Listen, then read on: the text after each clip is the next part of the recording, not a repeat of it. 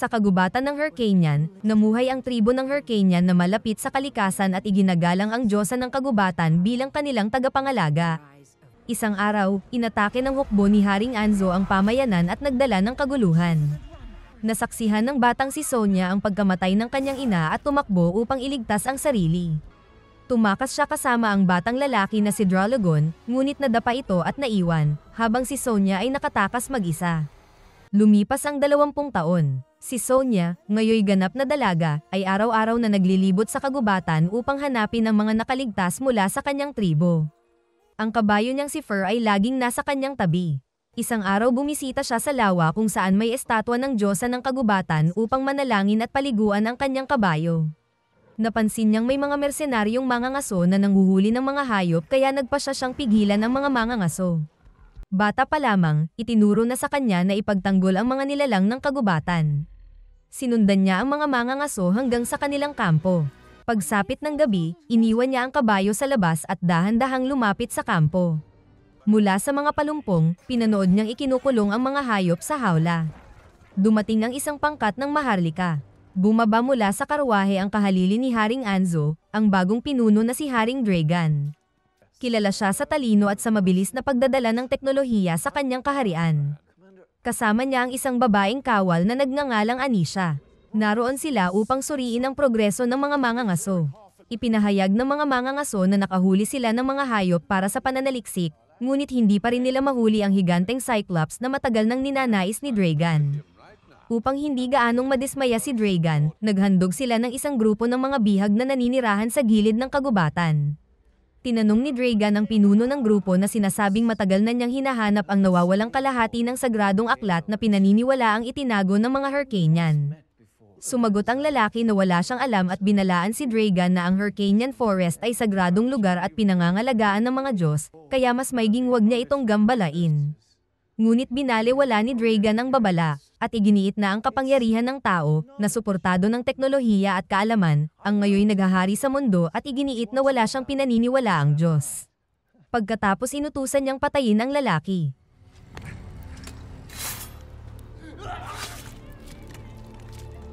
Samantala, dahan-dahang lumapit si Sonia sa mga hawla upang palayain ang mga hayop.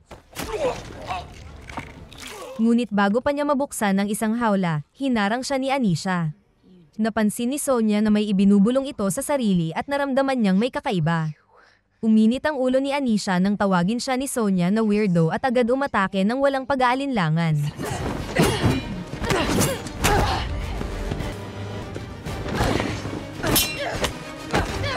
Pinanood ni Dragan ang labanan at namangha sa kakayahan ni Sonia. What's going on here? Inutusan niyang hulihin siya ng mga kawal. Biglang sumugod si Fur upang ipagtanggol si Sonia. Stay down. Makalipas ang ilang sandali, natuklasan ni Sonia na ninakaw ni Dragan ang ginuhit niyang mapa ng Hyrcanian Forest. Sinikap niyang mabawi ito ngunit muli siyang hinarang ni Anisha. Pagkatapos ay iniutos ni Dragan na ipadala si Sonia sa Damnati Arena, isang lugar kung saan sinasanay ang mga mandirigma para sa pampublikong labanan. Kinabukasan, dinala ng mga kawal si Sonia sa kaharian ng Might Heaven.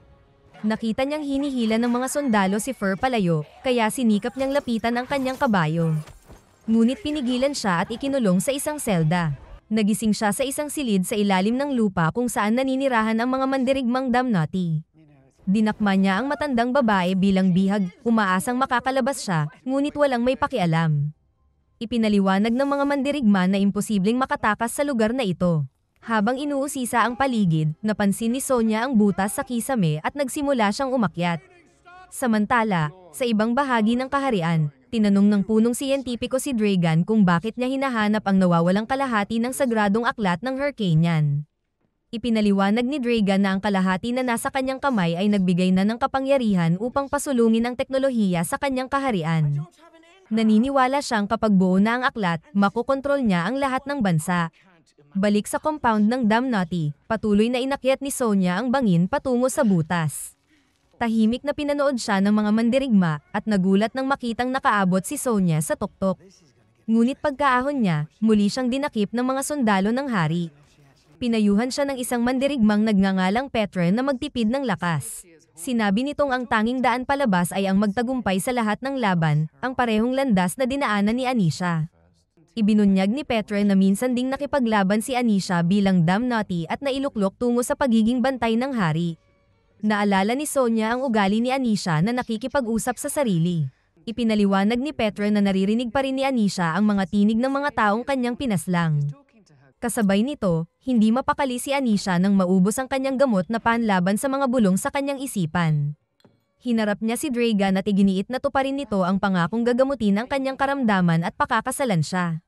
Sinabi ni Dragan na maghintay pa siya at ipinangako nitong tutuparin ang kanyang salita matapos makahanap ng paraan upang patahimikin ang mga tinig sa kanyang isipan. Binigyan siya nito ng pampakalma at umalis. Ngunit kahit ininom niya iyon, nagpatuloy pa rin ang mga tinig. Kinabukasan, nagsanay ang mga mandirigmang damnati sa arena. Tinanong ni Osen si Sonia kung saan siya nagmula. Sagot niya, wala siyang pinagmulan na tribo. Ipinakilala ni Osen ang sarili bilang isang prinsipe na nahuli at pinilit na lumaban. Nagtawanan ng ibang mandirigma at sinabi ni Hawk na itigil na ang kanyang kalokohan. Tinanong ni Sonia kung sino ang kanilang susunod na makakalaban. Ipinaliwanag ni Petre na ang hari ang pumipili ng kalaban, maaaring mga sundalo, mababangis na hayop, o kapwa damnati na mandirigma. Sagot ni Sonia, lalaban lamang siya para ipagtanggol ang mga taong mahalaga sa kanya, hindi para sa aliw ng madla. Nagsimula ang mga laban habang napuno ng mga manonood ang arena. Natalo ni Hawk ang kanyang mga kalaban at inialay ang kwintas na tropeyo kay Petre, na nagbunyag ng kanilang relasyon.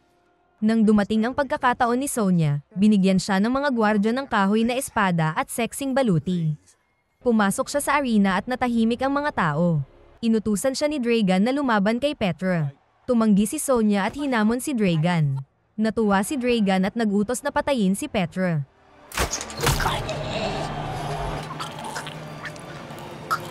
Nagulat ang mga mandirigma. Sumugod ang mga gwardya ngunit isa-isa silang natalo ni Sonia.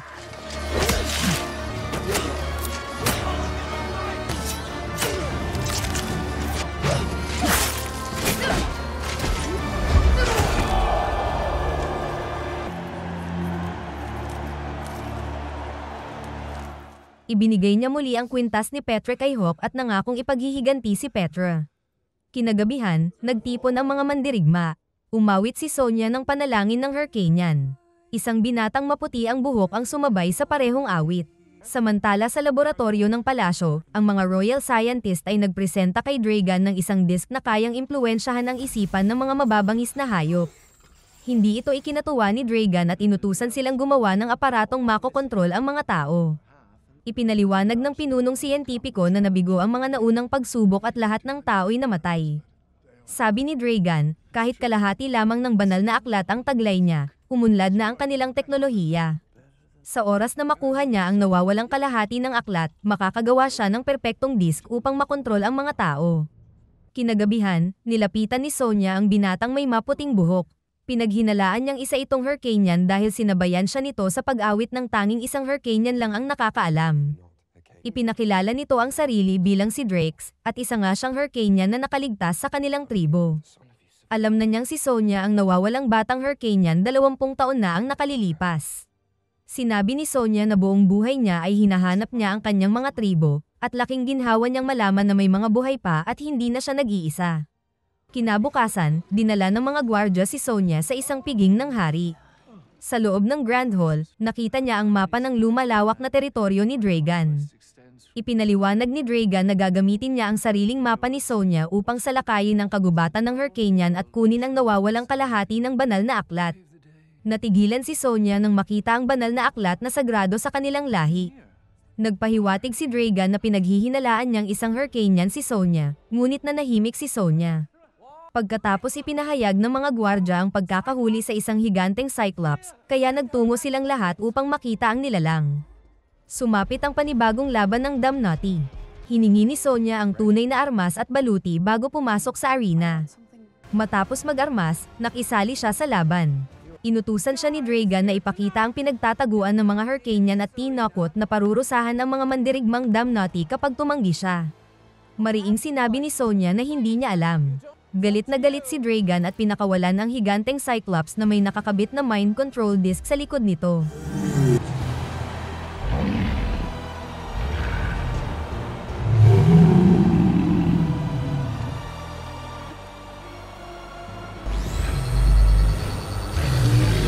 Agad na umatake ang halimaw.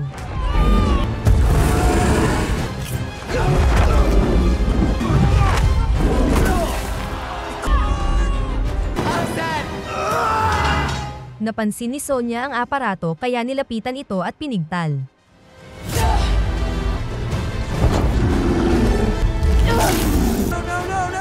Muling nagkamalay ang higanteng Cyclops at ibinaling ang galit kay Dragon, winasak ang trono at nagdulot ng kaguluhan sa palasyo. Mula sa kalapit na bangin, bumalik si Osen sa pangkat. Sinabi ni Sonya sa iba na tumakas sila patungo sa burol at nangakong susunod matapos sagipin ang kanyang kabayo. Muling pumasok siya sa palasyo, nilipol ang mga gwardya.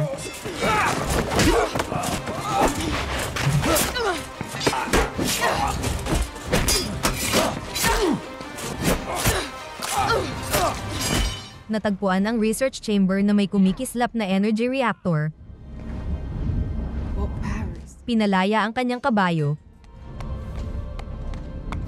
at winasak ang energy reactor. Isang napakalakas na pagsabog ang sumabog sa palasyo. Nakita ni Dragon ang pagsabog na lamang patay na ang kanyang punong siyentipiko at inutusan ang kanyang hukbo na habulin si Sonya at ang mga kasama nito. Sa pagsikat ng araw, nakatagpo ni Sonya ang kanyang mga kaibigan sa burol at pinamunuan sila papasok sa kagubatan ng Hyrcanian. Pinili ni Osen na bumalik sa kanyang sariling kaharian. Bilang isang hari na may tungkulin sa kanyang nasasakupan, naunawaan ito ni Sonya at pinayagan siyang umalis. Nangako si Osen na muli silang magkikita. Maya-maya, habang nagpapahinga ang grupo, isang mandirigma ang nakahuli ng espiya na ipinadala ni Dragon. Natuklasan nilang papalapit na ang hukbo ng hari sa kanila. Pinatay ni Sonya ang espiya at inutusan si Drax na mauna at balaan ang pamayanan ng Hyrcanian. Naiwan siya upang pigilan ang mga humahabol. Pagkaalis ni Drax, hinikayat ni Sonya ang ibang mandirigma na tumakas, sabay sabing si Dragon lang ang pakay nila. Ngunit tumanggi ang mga ito, handang lumaban matapos ang maraming taon na pang-aapi. Di nagtagal, dumating si Dragon sa nawasak na himpilan ng mga mangangaso. Iniulat ng mga mangangaso na sinalakay sila ni Sonya at ng kanyang mga kasama. Tinanong ni Dragon ang kanyang opisyal na si Karlap kung kailan darating ang buong hukbo. Sagot ni Karlap, 2 araw pa. Binalaan siya ni Anisha na ang paghihintay ay maaaring magbunga ng mas malawak na pag-aaklas. Biglang lumitaw si Sonya at inihagis ang ulo ng isang sundalong pinaslang bilang babala. Hiningi niyang lisanin ni Dragon ang kagubatan. Tumugon si Karlap sa pamamagitan ng paghulog ng sako na naglalaman ng pugot na ulo ni Drax. Napagtanto ni Sonya na pinatay siya ni Dragon, kaya't lalong nag-alab ang kanyang galit. Kinagabihan, habang natutulog ang iba, napansin ni Sonya ang mga anino na kumikilos sa dilim at hinawakan ang kanyang pana.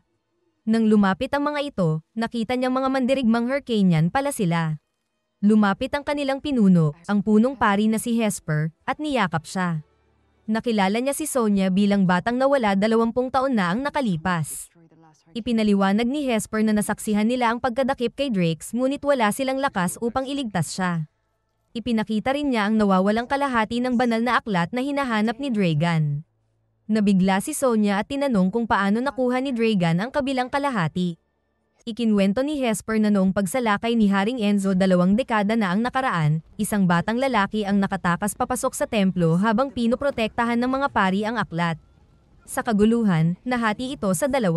Nakaligtas si Hesper dala ang kalahati, samantalang dinala ng batang lalaki ang isa. Nahuli ang bata ng mga mananakop at inalipin sa kaharian. Gabi-gabi niyang pinag-aralan ang aklat at natutunan ang agham at teknolohiya nito. Sa kaalaman niyang iyon, umangat siya sa kapangyarihan at naging hari. Napagtanto ni Sonya ang katotohanan, si Dragon ay may dugong Hyrcanian. Ang mas masakit pa, si Dragon pala ay si Dralagon, ang kaibigan niyang kababata na hindi niya nailigtas noon. Samantala, iniutos ni Dragon na bombahin ng mga bolang apoy ang kagubatan.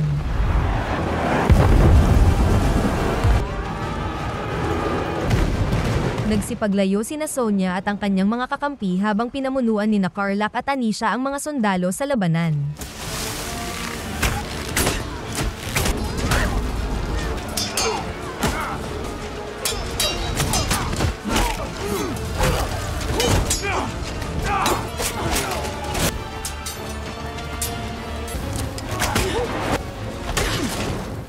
Matindi ang pakikipaglaban ni Sonya sa mga mananakop hanggang harapin siya ni Anisha. Mabagsik ang kanilang sagupaan.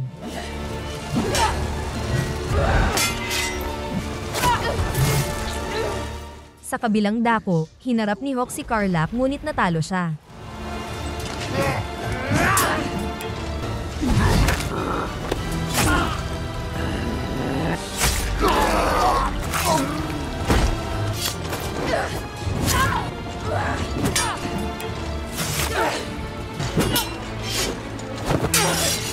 Sa lakas ni Anisha, napabagsak niya si Sonya. Nang tatapusin na siya ni Anisha, sumugod si Fur at naitulak si Anisha palayo.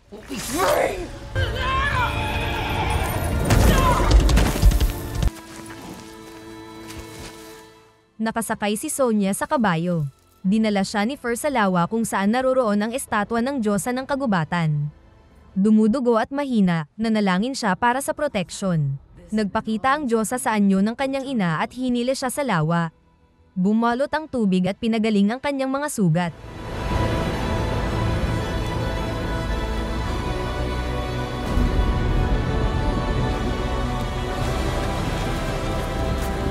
The world needs you now more than ever.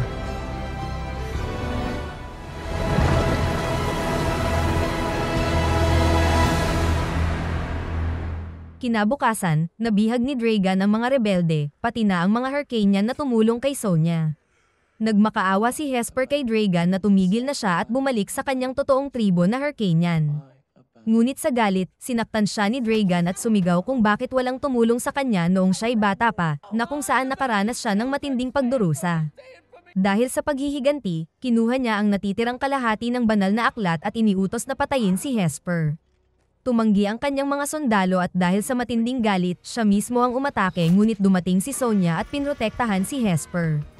Maya-maya, dumating si Ozen at ang kanyang hukbo upang tulungan siya. Dahil sa dami ng bilang ng mga sundalo na paparating, umurong si Dragan at pumasok sa kanyang kuta. Sa loob, binasa niya ang bagong kuhang kalahati ng aklat ngunit pawang katuruan lamang ukol sa pagpapagaling ng sakit ang nilalaman nito, at hindi ang mataas na agham na kanyang inaasahan.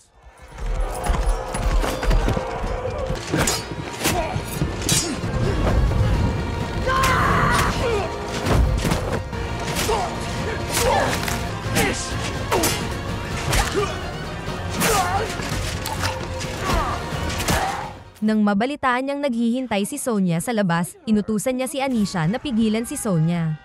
Nag-aatubili si Anisha, ginugulo ng mga bulong sa kanyang isipan. Tinukso siya ni Dragan at inutusan na sundin ang mga tinig sa kanyang isipan. Noon lamang niya napatunayan ang katotohanan, alam ni Dragan ang lahat na mayroong mga bumubulong sa kanyang isipan. Inamin naman ni Dragan na siya mismo ang naglagay ng lason na nagsanhi ng mga bulong sa kanyang isipan, at ang mga pampatulog na ibinibigay nito sa kanya ay bahagi ng kanyang plano.